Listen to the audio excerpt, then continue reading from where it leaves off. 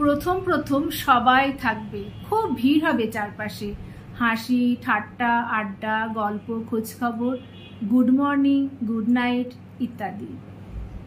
সারাদিন কথা হবে, দুর্বলতা শোনা হবে, উইকেন্ডে দেখা হবে, ঝিমঝিমে নেশা হবে।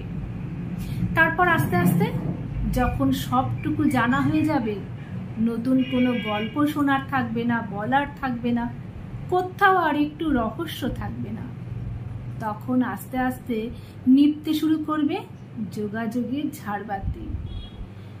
আর কথা হবে না, গল্প হবে না, no good morning no good night. মাস কেটে যাবে, তারপর বছর।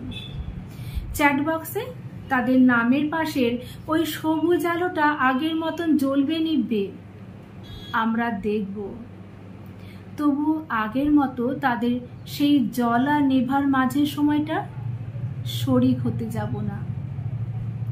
প্রথম প্রথম অনেকে থাকবে, ধীরে ধীরে ভিড় ফাঁকা হয়, পড়ে থাকে হাতে গোনা কয়েকজন, যারা আমাদের সমস্ত রহস্য উন্মোচনের পরেও সমান আগ্রহ নিয়ে পাশে থেকে যায়।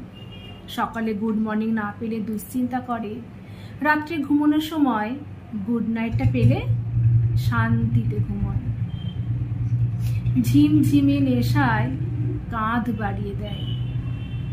আমরা তাদের কাঁধে মাথা রেখে বুঝতে শিখি, অনেকে নেই তো কি হয়েছে, এই কিছু জনই আমার কাছে অনেক।